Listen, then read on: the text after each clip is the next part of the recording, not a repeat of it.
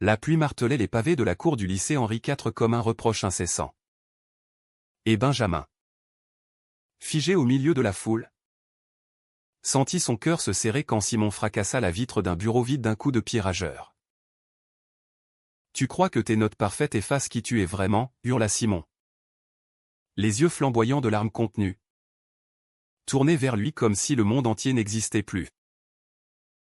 Dans ce cri, Benjamin comprit que leur secret, ce feu qu'ils avaient allumé dans l'ombre des couloirs, allait les consumer tous les deux. Benjamin traversa les couloirs sombres du lycée avec la précision d'une horloge suisse. Son cartable en cuir noir calé sous le bras. Les pages de son cahier de philosophie impeccablement cornées. À 18 ans, il était l'élève modèle par excellence, premier de la classe, capitaine de l'équipe de débat, et le favori discret des professeurs qui voyaient en lui l'incarnation de l'excellence française. Mais sous cette façade polie, Benjamin portait un fardeau invisible, un désir qui l'enfouissait plus profondément que les catacombes de Paris. Il n'avait jamais embrassé un garçon, jamais osé regarder trop longtemps un camarade dans les vestiaires. La France, avec ses boulevards élégants et ses cafés intellectuels, lui semblait un piège doré où l'amour, surtout celui-là, devait rester confiné aux pages jaunies de Proust. Ce matin-là, l'air était chargé d'une humidité lourde, préfigurant l'orage qui gronderait plus tard. Benjamin s'assit à sa place habituelle, au 3e rang, et déploya son exemplaire annoté de Les liaisons dangereuses. La classe de littérature, dirigée par Madame Duval, une femme aux lunettes en écaille et au chignon sévère, bourdonnait déjà de murmures. Puis la porte s'ouvrit avec violence. Et Simon entra, comme un ouragan dans un salon de thé. Simon Leclerc, 19 ans, était le fauteur de troubles légendaires du lycée. Expulsé de 2 établissements avant d'atterrir ici, il arborait une crête de cheveux teints en bleu électrique, un piercing à la lèvre qui scintillait sous les néons, et des tatouages discrets qui serpentaient sous les manches de sa chemise débraillée. Il ne venait pas pour les notes, les siennes frôlaient le zéro, mais pour semer le chaos, pour défier l'ordre rigide qui étouffait, selon lui, l'âme rebelle de la jeunesse. Gai assumé depuis ses 14 ans, Simon paradait son orientation comme un étendard, flirtant ouvertement avec les garçons dans les couloirs, organisant des happenings queer lors des pauses. La France est libre? Non, lançait-il souvent, avec un accent parisien gouailleur teinté d'un passé ouvrier des banlieues. Madame Duval soupira, habituée à ses retards. Monsieur Leclerc, asseyez-vous et ouvrez votre livre. Nous parlons de séduction et de manipulation aujourd'hui. Simon ricana, balayant la classe du regard jusqu'à ce qu'il croise celui de Benjamin. Un frisson imperceptible traversa l'air entre eux. Benjamin baissa les yeux, feignant de souligner une phrase de Laclos. Mais son pouce accéléra. Simon s'affala à la dernière rangée, étirant ses jambes longues sous le bureau, et croisa les bras, un sourire en coin aux lèvres. La leçon progressa, dissecting les intrigues amoureuses avec une froideur académique. Benjamin leva la main. Sa voix claire et mesurée, Valmont manipule non par désir pur, mais par un besoin de contrôle. Une peur de la vulnérabilité. Applaudissements polis. Simon, lui, bâilla ostensiblement. À la fin de l'heure, alors que les élèves se dispersaient, Madame Duval retint Benjamin. Et vous? Monsieur Moreau. Je vous confie une mission. Simon a besoin d'un tuteur pour rattraper ses lacunes en littérature. Vous acceptez, n'est-ce pas? C'est pour le bien de l'établissement. Benjamin hésita. Un nœud dans la gorge. Travailler avec Simon? L'idée le terrifiait et l'excitait à parts égales. Bien sûr. Madame. De l'autre côté de la salle. Simon l'observait. Ses yeux verts pétillants de malice. Le parfait et le rebelle. Marmonna-t-il pour lui-même. Ça va être fun. Les jours suivants furent une danse maladroite. Ils se retrouvaient 2 fois par semaine dans la bibliothèque du lycée. Une nef gothique aux rayonnages infinis où l'odeur de vieux papier se mêlait à celle de la cire des parquets. Benjamin arrivait en avance. Son plan de leçon méticuleux, résumé. Analyse. Exercice. Simon débarquait en retard. Une canette de soda à la main. Son blouson en cuir clouté dégoulinant si la pluie avait frappé. Alors? Le Golden Boy. Qu'est-ce qu'on lit aujourd'hui? Du Baudelaire pour faire pleurer les bourgeois. Au début. Les sessions étaient tendues. Benjamin expliquait avec patience. Sa voix un filet d'eau claire. Tandis que Simon interrompait. Posant des questions qui déviaient vers l'interdit. Et toi? Ben? T'as déjà manipulé quelqu'un pour un baiser? Ou t'es trop pur pour ça? Benjamin rougissait. Détournant le regard vers les vitraux qui filtraient la lumière en éclats colorés. Concentrons-nous sur le texte. S'il te plaît. Mets sous la table. Leurs genoux se frôlaient accidentellement. Et chaque contact envoyait une décharge électrique le long de l'échine de Benjamin. Petit à petit. Les barrières craquelèrent. Simon raconta son enfance dans les HLM de Clichy. Où son père, un ouvrier alcoolique, l'avait surpris avec un garçon du quartier et l'avait battu jusqu'au sang. J'ai appris à me battre. Ben. Pas avec les poings. Mais avec les mots. Et les baisers. Benjamin. À son tour. Avoua ses nuits solitaires à relire à la recherche du temps perdu. Imaginant Marcel embrassant Albertine, où était ce Albert? Je me sens comme un fantôme. Simon. Parfait en surface. Mais vide dedans. Une après-midi pluvieuse. Alors que la bibliothèque se vidait. Simon posa sa main sur celle de Benjamin. Qui corrigeait un paragraphe. Le geste fut si naturel. Si inattendu. Que le temps suspendit son vol. T'es pas vide. Murmura Simon. T'es juste terrifié. Leurs doigts s'entrelacèrent. Et Benjamin. Pour la première fois. Ne recula pas. Ce soir-là. Sous les arcades du boulevard Saint-Michel.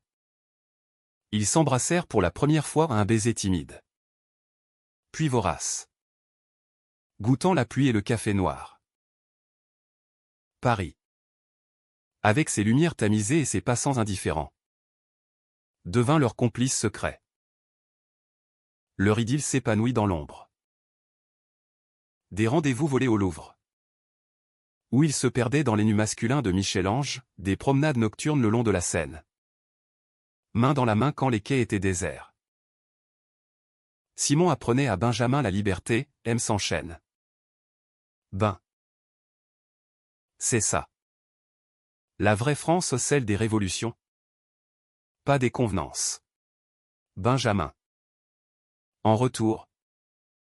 Offrait la tendresse, des lettres manuscrites. Des poèmes chuchotés à l'oreille. Tu es mon trouble. Simon. Mon beau désordre. Mais le monde extérieur guettait. Les rumeurs enflèrent au lycée, regards complices. Absence synchronisée. Un soir. Lors d'une fête clandestine dans un squat de Belleville. Simon. Un peu ivre. Embrassa Benjamin devant une dizaine de camarades. Rire moqueur.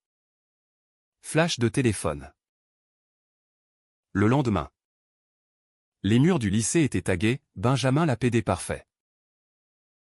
Benjamin. Livide. Rentra chez lui en courant. Son monde s'effondrant comme un château de cartes. Les jours suivants furent un tourbillon de silence et de regards fuyants. Benjamin évitait les couloirs bondés, se réfugiant dans les toilettes pour essuyer ses larmes. Son reflet dans le miroir éclaboussé d'une pâleur fantomatique. Chez lui. Dans l'appartement haussmannien du 7e arrondissement. Ses parents, un avocat et une galeriste. Tous deux champions de la discrétion sociale, remarquèrent son mutisme. « Qu'est-ce qui t'arrive, mon chéri ?» Une mauvaise note, demanda sa mère en servant le thé Darjeeling. Benjamin secoua la tête. La gorge nouée. Comment avouer que son cœur saignait d'un amour qu'il ne comprendrait jamais? Un amour américain dans son intensité brute. Comme ces films hollywoodiens qu'il dévorait en cachette. Où les héros gays défiaient les tabous avec une passion dévorante. Simon, lui, réagit à sa manière, par la provocation. Il débarqua en classe avec un t-shirt proclamant un queer et fier en lettres arc-en-ciel. Ignorant les sifflets. Madame Duval le renvoya chez lui. Mais pas avant qu'il ne lance à la cantonade, si vous avez un problème avec l'amour, c'est votre hétéronormativité qui pue. Benjamin. Assis au premier rang. Sentit une vague de honte et d'admiration le submerger. Après le cours. Il le rattrapa dans la cour. Sous le regard indifférent des statues de bronze. Pourquoi tu fais ça? Tu ruines tout. Simon se tourna. Ses yeux verts assombris par la colère. Ruiné? Je vis? Ben. Toi. Tu te caches comme un lâche. Si t'as peur des ragots. On arrête là. Les mots frappèrent comme un coup de fouet. Benjamin recula. Les poings serrés. Peut-être que j'ai raison d'avoir peur. Ce n'est pas un jeu. Simon. Ma famille. Mes rêves d'Oxbridge. Tout ça peut s'effondrer. Simon ricana. Amer. Tes rêves? Ce sont des chaînes dorées. Moi. J'ai rien à perdre. Sauf toi. Apparemment.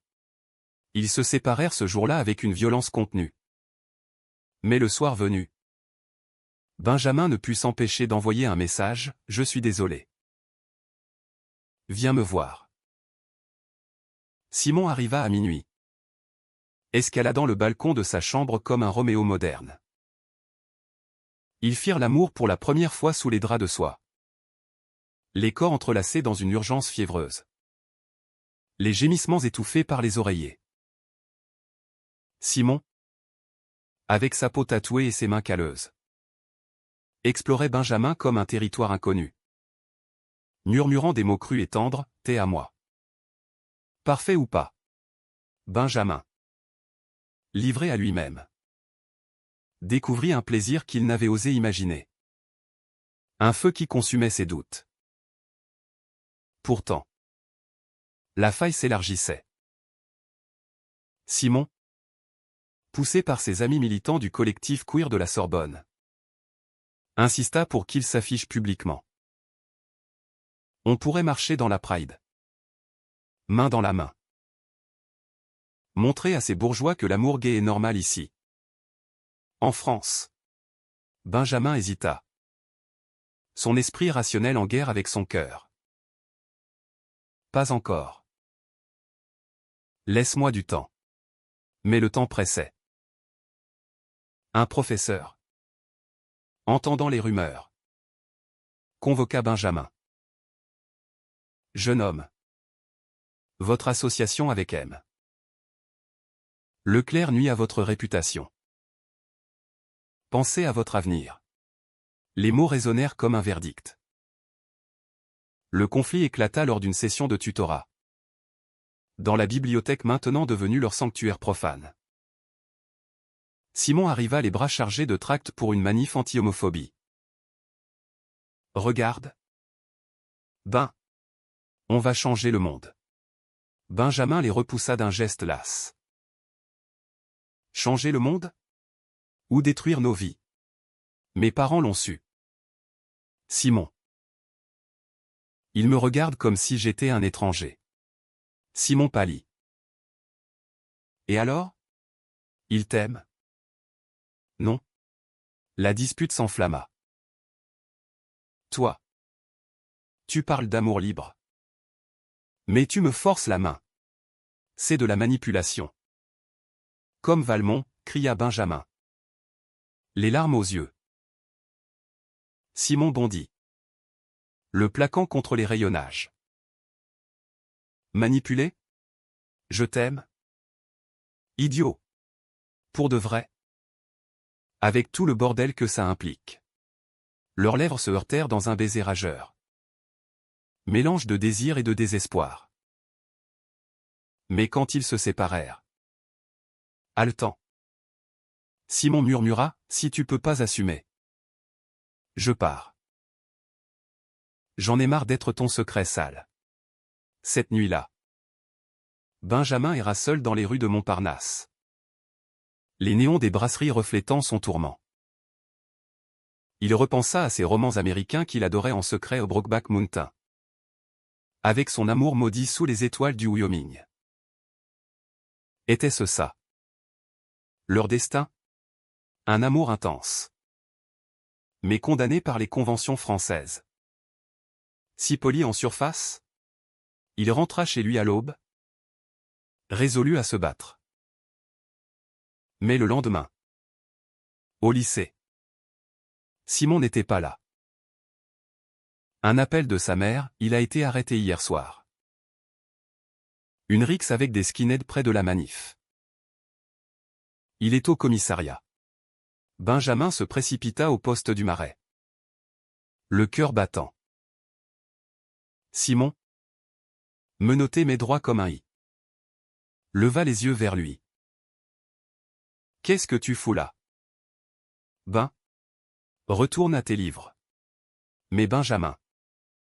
Ignorant le flic qui ricanait. Franchit la barrière. Je suis là pour toi. Pour nous. Ils s'étreignirent à travers les barreaux. Un geste qui fit taire les moqueries. Libéré sous caution payée par les militants. Simon sortit.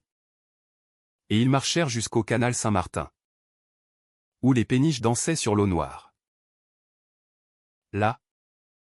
Sous un saule pleureur. Simon craqua. J'ai peur. Ben. Peur de te perdre? Peur que ce monde nous broie. Benjamin l'embrassa doucement. On le combattra ensemble. Promis. Leur réconciliation fut un baume. Une nuit passée à faire des projets, un voyage à New York. Ville des amours libres. Où ils pourraient s'aimer sans phare. Mais au fond de lui. Benjamin sentait l'ombre grandir. Simon cachait quelque chose des appels nocturnes. Des regards fuyant vers son téléphone. L'automne s'installa sur Paris comme un manteau de brume. Enveloppant les haussmanniens dans une mélancolie poétique. Les feuilles jaunies du Luxembourg craquaient sous les pas de Benjamin et Simon. Qui se promenaient maintenant ouvertement. Main dans la main lors des week-ends. Benjamin avait osé, un coming out timide à ses parents. Reçu avec un silence surpris suivi d'un « nous t'aimons ». Quoi qu'il arrive teinté de malaise. Simon, fier, l'avait emmené à une soirée queer au Rex Club. Où les beats électroniques pulsaient comme un cœur affolé. Et ils avaient dansé jusqu'à l'épuisement. Corps contre corps dans la foule moite. Pourtant, sous cette euphorie nouvelle, des fissures apparurent. Simon devenait distant. Ces nuits prolongées par des réunions du collectif. Benjamin. Rongé par le doute, fouilla un soir son téléphone ou un geste qu'il regretta aussitôt. Des messages d'un certain Alex, revient ce soir. Bébé. J'ai besoin de toi. Le cœur de Benjamin se glaça. Alex?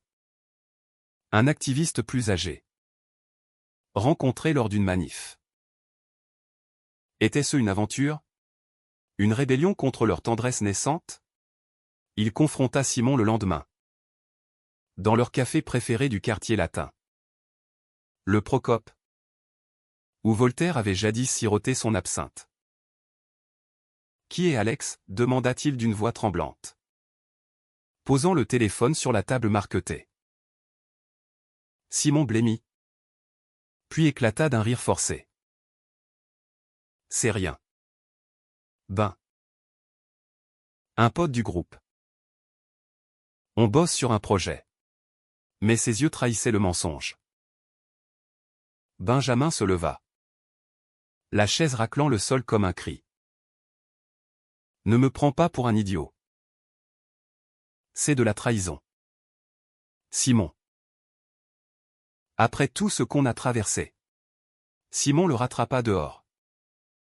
Sous la pluie qui recommençait à tomber. Attends. C'est pas ce que tu crois. Alex. C'est mon ex. Il me harcèle? Me supplie de revenir. Mais je l'ai envoyé balader. Je te jure. Benjamin. Trempé jusqu'aux os. Le fixa. Et pourquoi tu ne m'en as pas parlé? Tu me caches des ombres pour me protéger? C'est nous contre le monde. Ou pas? Simon baissa la tête. Vaincu. J'avais peur que tu me vois faible. Moi. Le grand rebelle.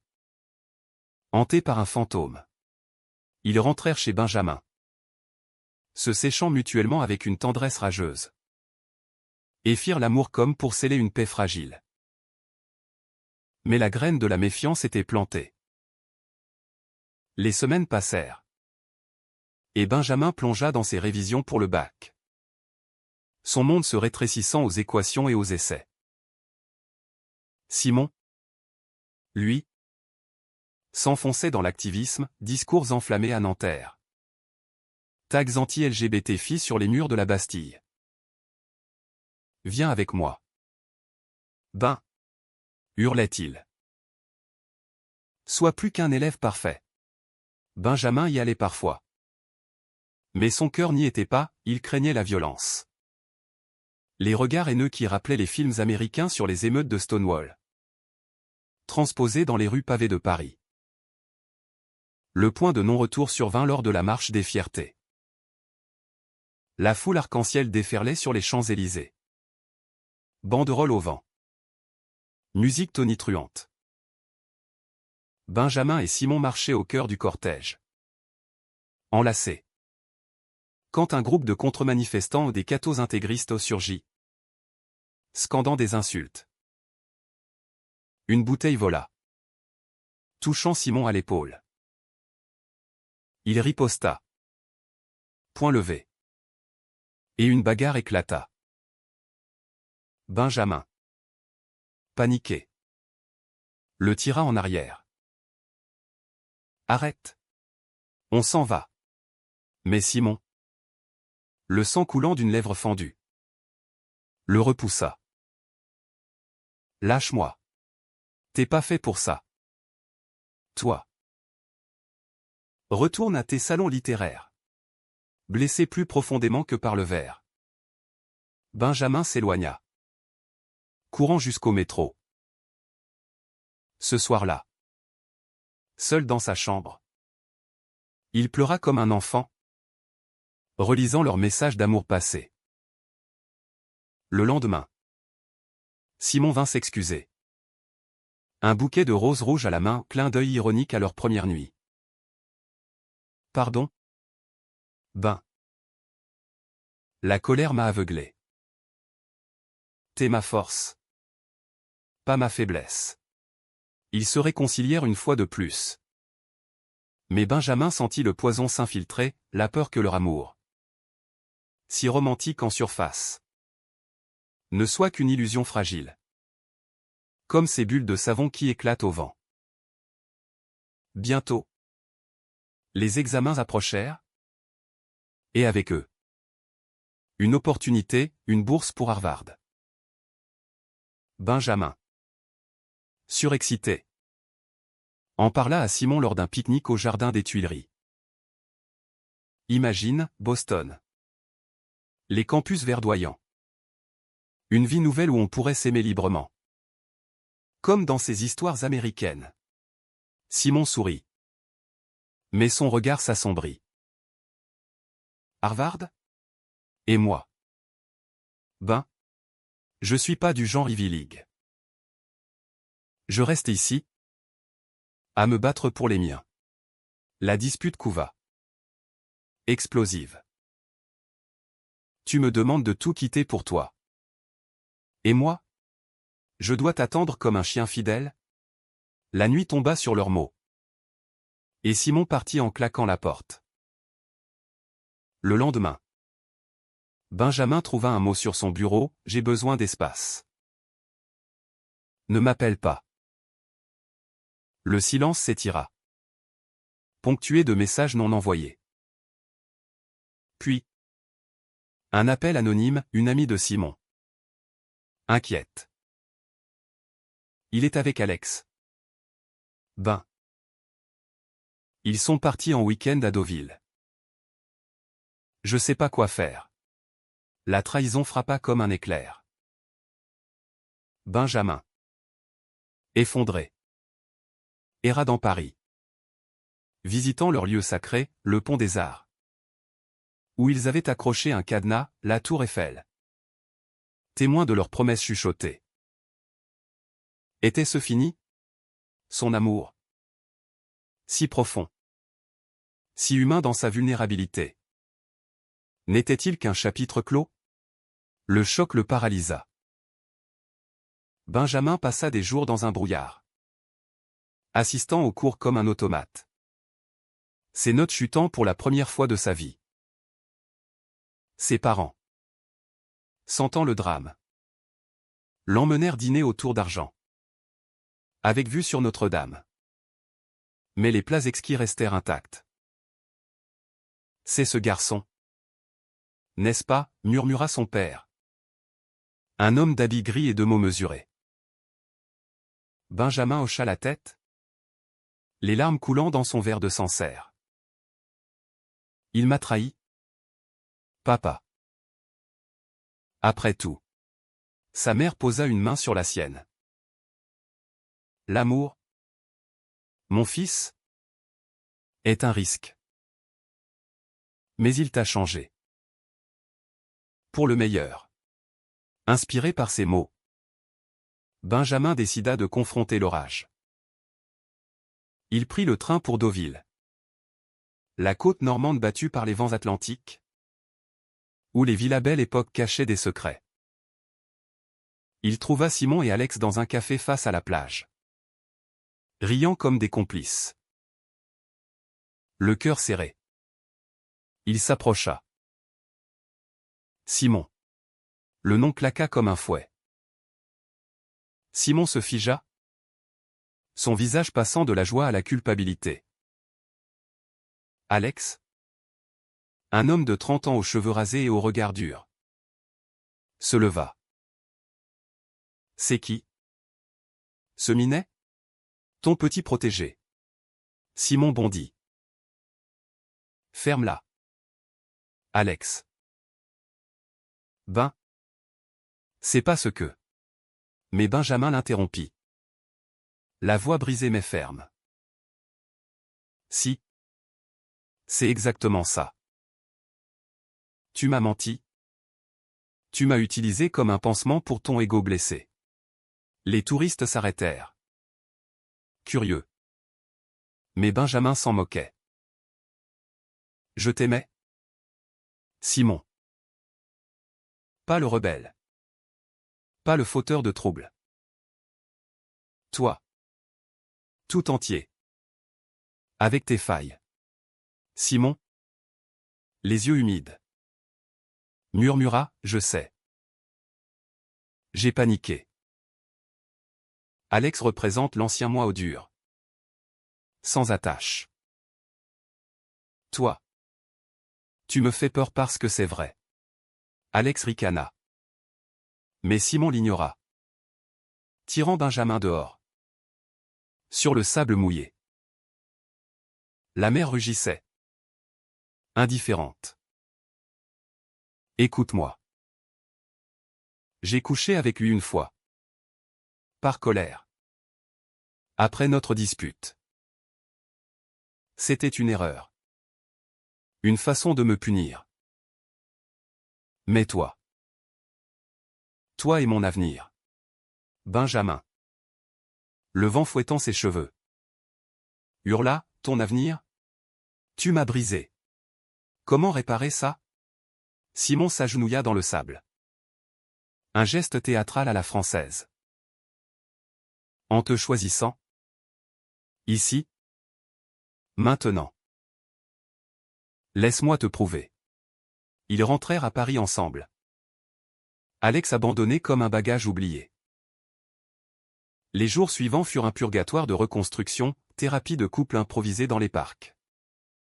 Lettre quotidienne où Simon confessait ses démons ou l'abandon paternel.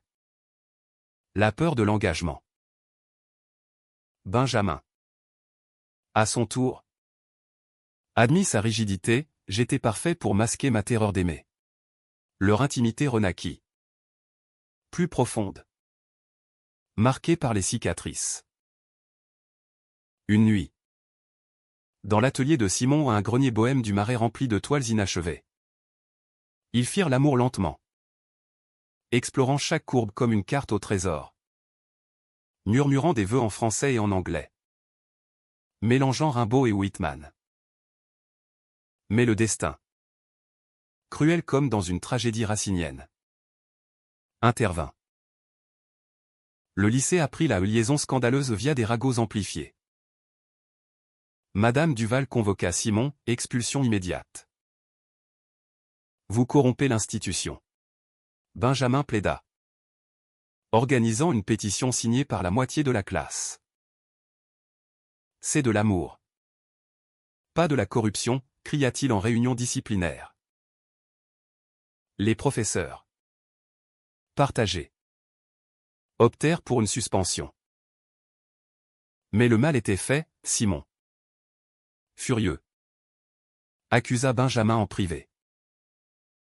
C'est ta faute. Ton monde parfait m'a aspiré. Et maintenant il me vomit. La fracture s'agrandit. Simon sombra dans la dépression. Buvant trop. Séchant les cours. Benjamin. Déchiré. Préparait son départ pour Harvard. La bourse confirmée. Viens avec moi. Supplia-t-il lors d'une dernière promenade sous la pluie du Pont-Neuf. On recommencera là-bas. Dans une Amérique plus tolérante. Simon secoua la tête. Amer. L'Amérique? C'est ton rêve à toi. Ben. Moi. Je suis français jusqu'à la moelle rebelle. Imparfait. Pars. Et oublie-moi. Le jour du départ arriva. Un matin gris de décembre. À la gare de Lyon. Sous les verrières fumantes. Ils s'étreignirent une dernière fois. Je t'aime? Murmura Benjamin. Les larmes salant ses lèvres. Toujours. Simon? Brisé. Répondit, moi aussi. Mais parfois. L'amour demande du sacrifice. Le train s'ébranla. Emportant Benjamin vers l'inconnu. Tandis que Paris. Avec ses lumières floues. Rapetissait derrière la vitre. Les mois à Harvard furent un exil doré. Boston. Avec ses briques rouges et ses automnes flamboyants. Offrait à Benjamin une liberté nouvelle, club LGBTQ+ vibrant. Professeurs ouverts. Nuit où il dansait sans peur. Il excellait. Bien sûr au major de promo en littérature comparée. Mais chaque feuille morte ramassée lui rappelait les pavés parisiens. Les lettres de Simon arrivaient sporadiquement, d'abord rageuses. Puis tendres. Enfin silencieuses. Benjamin répondait toujours. Versant son âme sur papier. Décrivant les neiges de Cambridge comme des draps froissés après leurs étreintes. Un an passa. Puis. Un appel, la voix de Simon. Rauque. Brisé. Ben. J'ai foiré. Alex m'a traîné dans la drogue. Les fêtes sombres. J'ai perdu mon boulot au café. Et le collectif m'a viré. Je suis seul. Benjamin. Le cœur en vrac. Prit le premier vol pour Paris. Il trouva Simon dans un studio miteux de Pigalle. Amaigri. Les yeux cernés. Entouré de toiles noircies de désespoir. Pourquoi t'es venu, murmura Simon. Affalé sur le lit défait. Parce que je t'aime. Idiot. Et l'amour n'abandonne pas. Ils pleurèrent ensemble. Puis firent l'amour avec une urgence désespérée. Redécouvrant leur corps comme des étrangers bien-aimés. Simon confessa tout, la spirale après le départ de Benjamin. La trahison d'Alex qu'il avait utilisée pour un réseau d'activisme bidon. Finissant en scandale. J'ai cru que sans toi. J'étais libre. Mais j'étais perdu. Benjamin l'emmena en cure de désintox à la campagne normande. Dans une clinique entourée de pommiers. Là, sous les thérapies et les promenades thérapeutiques, ils reconstruisirent. Simon peignit à nouveau des toiles vibrantes d'amour queer. Exposées plus tard dans une galerie du Marais. Benjamin. Quant à lui, renonça à Harvard pour un master à la Sorbonne. Choisissant Paris. Choisissant eux. L'Amérique était un mirage. Dit-il un soir.